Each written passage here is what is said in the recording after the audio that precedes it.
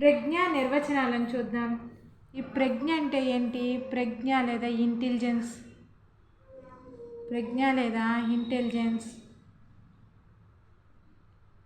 ప్రజ్ఞ అనగా సాధారణంగా ఏంటి? తెలివితేటలని అర్థం. తెలివితేటలని అర్థం. దైనందిన జీవితంలో ఎదురయ్యే సమస్యలన్నింటినీ వివేకంతో ఆలోచించి సమర్థవంతంగా పరిష్కరించుకోగల సామర్థ్యమే ప్రజ్ఞ. దైనందిన జీవితంలో ఎదురయ్యే సమస్యలన్నింటినీ వివేకంతో ఆలోచించి సమర్థవంతంగా పరిష్కరించుకోగలిగే సామర్థ్యమే ప్రజ్ఞ. ప్రజ్ఞకు నిర్వచనాలను చూద్దాం.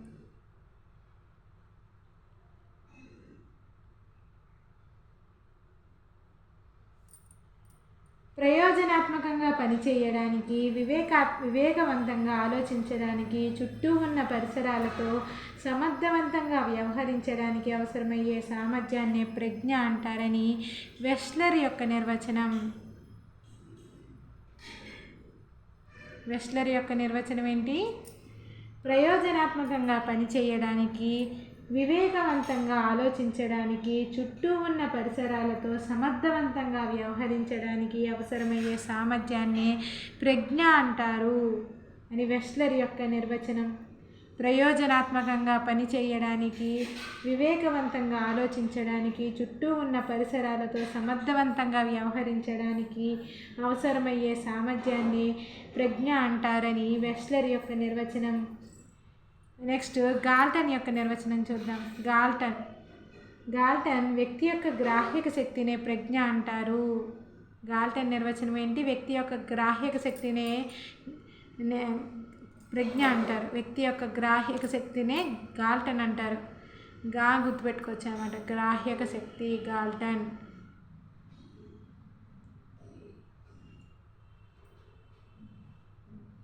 అమూర్తంగా ఆలోచించగలిగే సామర్థ్యాన్ని ప్రజ్ఞ అంటారు. ఇది ఎవరిచ్చిన నిర్వచనం? టెర్మన్ యొక్క నిర్వచనం.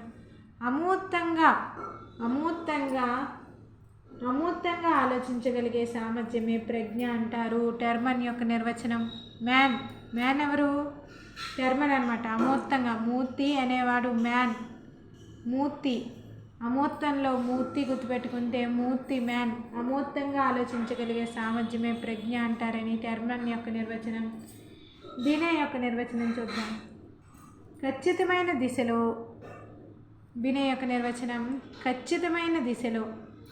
ఖచ్చితమైన దిశలో ఆలోచనలు చేయగలుగుతూ, స్వీయ విమర్శ చేసుకోగలుగుతూ, ప్రవర్తనను సర్దుబాటు చేసుకోగలిగే శక్తియే ప్రజ్ఞ అనేది బినే యొక్క నిర్వచనం. ఖచ్చితమైన దిశలో ఆలోచనలు చేయగలుగుతూ, స్వీయ విమర్శ చేయగలుగుతూ, ప్రవర్తనను సర్దుబాటు చేసుకోగలిగే శక్తియే ప్రజ్ఞ అని బినే యొక్క నిర్వచనం. నెక్స్ట్ పియాజే యొక్క నిర్వచనాన్ని చూద్దాం. పియాజే యొక్క నిర్వచనం.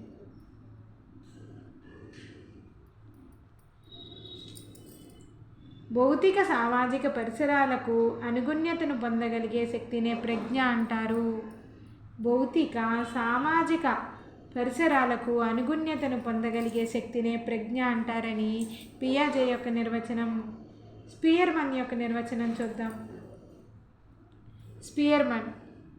స్పియర్మన్ యొక్క నిర్వచనం. పరస్పర సంబంధాలను చూడగలిగే అంతర్గత శక్తియే ప్రజ్ఞ. స్పియర్మన్ ప్రకారం పరస్పర సంబంధాలను చూడగలిగే అంతర్గత శక్తియే ప్రజ్ఞ అని స్పియర్మన్ యొక్క నిర్వచనం. నెక్స్ట్ స్టెర్న్ యొక్క నిర్వచనాన్ని చూద్దాం. స్టెర్న్ యొక్క నిర్వచనం. కొత్త సమస్యలకు, పరిస్థితులకు అనుగుణ్యతను పొందే సామాన్య మానసిక శక్తియే ప్రజ్ఞ అని స్టెర్న్ యొక్క నిర్వచనం. కొత్త సమస్యలకి, పరిస్థితులకి అనుగుణ్యతను పొందే సామాన్య మానసిక శక్తియే ప్రజ్ఞ అని స్టెర్న్ యొక్క నిర్వచనం. డేర్బాన్ యొక్క నిర్వచనం ఏంటి? అభ్యసించే సామర్థ్యమే ప్రజ్ఞ. డేర్బాన్ యొక్క నిర్వచనం. అభ్యసించే సామర్థ్యమే ప్రజ్ఞ. డేర్బాన్ యొక్క నిర్వచనం. ఎడ్వర్డ్ యొక్క నిర్వచనం చూద్దాం. ప్రతీకాత్మక ప్రక్రియలను ఉపయోగించి వ్యక్తి సర్దుబాటు చేసుకునే సామర్థ్యమే ప్రజ్ఞ. ఎడ్వర్డ్ యొక్క నిర్వచనం. ప్రతీకాత్మక ప్రక్రియలను ఉపయోగించి వ్యక్తి సర్దుబాటు చేసుకునే సామర్థ్యమే ప్రజ్ఞ అని ఎడ్వర్డ్ యొక్క నిర్వచనం. గేట్స్ యొక్క నిర్వచనం చూద్దాం. అభ్యసించడానికి దోహదపడే సామర్థ్యాల సంయుక్త నిర్వహణయే ప్రజ్ఞ. గేట్స్ యొక్క నిర్వచనం. అభ్యసించడానికి దోహదపడే సామర్థ్యాల సంయుక్త నిర్వహణే ప్రజ్ఞ అని గేట్స్ యొక్క నిర్వచనం. స్టొడార్ట్ ఇచ్చిన నిర్వచనం చూద్దాం. స్టొడార్ట్ ఇచ్చిన నిర్వచనం. సర్దుబాటు, సాంఘిక విలువలు, సృజనాత్మక లక్షణాలు గల కృత్యాలను చేసే వ్యక్తిలో గల సామర్థ్యమే ప్రజ్ఞ అని స్టొడార్ట్ యొక్క నిర్వచనం. సర్దుబాటు, సాంఘిక విలువలు, సృజనాత్మక లక్షణాలు గల కృత్యాలను చేసే వ్యక్తిలో గల సామర్థ్యమే ప్రజ్ఞ అని స్టొడార్ట్ యొక్క నిర్వచనం. మరొకసారి చూద్దాం. ప్రజ్ఞ యొక్క నిర్వచనాలు మరొకసారి చూద్దాం. ఫస్ట్ వెస్ట్లర్ ఇచ్చే నిర్వచనం. ప్రయోజనాత్మకంగా పనిచేయడానికి, వివేకవంతంగా ఆలోచించడానికి, చుట్టూ ఉన్న పరిసరాలతో సమర్థవంతంగా వ్యవహరించడానికి అవసరమయ్యే సామర్థ్యాన్ని ప్రజ్ఞ అంటారు. వెస్ట్లర్ యొక్క నిర్వచనం ఏంటి? ప్రయోజనాత్మకంగా పనిచేయడానికి, వివేకవంతంగా ఆలోచించడానికి, చుట్టూ ఉన్న పరిసరాలతో సమర్థవంతంగా వ్యవహరించడానికి అవసరమయ్యే సామర్థ్యాన్ని ప్రజ్ఞ అంటారు. నెక్స్ట్, వ్యక్తి యొక్క గ్రాహిక శక్తినే ప్రజ్ఞ అంటారు. ప్రజ్ఞ అంటారని గాల్టన్ యొక్క నిర్వచనం. గ్రాహ్యక శక్తి గాల్టన్. టెర్మన్ అమూర్తంగా ఆలోచించగలిగే సామర్థ్యాన్ని ప్రజ్ఞ అంటారని టెర్మన్ యొక్క నిర్వచనం. బినే యొక్క నిర్వచనం చూద్దాం. బినే ఖచ్చితమైన దిశలో ఆలోచనలు చేయగలుగుతూ స్వీయ విమర్శ చేసుకోగలుగుతూ ప్రవర్తనను సర్దుబాటు చేసుకోగల శక్తియే ప్రజ్ఞ అని బినే యొక్క నిర్వచనం. పియాజే యొక్క నిర్వచనం ఏంటి? భౌతిక సామాజిక పరిసరాలకు అనుగుణ్యతను పొందగలిగే శక్తినే ప్రజ్ఞ అంటారు. పియాజే యొక్క నిర్వచనం ఏంటి? భౌతిక సామాజిక పరిసరాలకు అనుగుణ్యతను పొందగలిగే శక్తినే ప్రజ్ఞ అంటారు.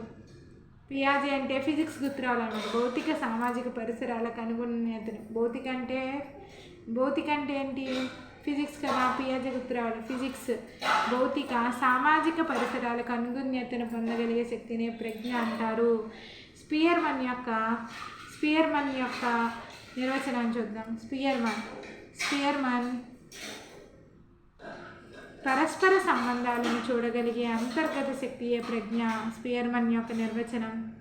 స్టెర్న్ యొక్క నిర్వచనం ఏంటి? కొత్త సమస్యలకి పరిస్థితులకి అనుగుణ్యతను పొందే సామాన్య మానసిక శక్తియే ప్రజ్ఞ. స్టెర్న్ యొక్క నిర్వచనం. కొత్త సమస్యలకి పరిస్థితులకి అనుగుణ్యతను పొందే సామాన్య మానసిక శక్తియే ప్రజ్ఞ.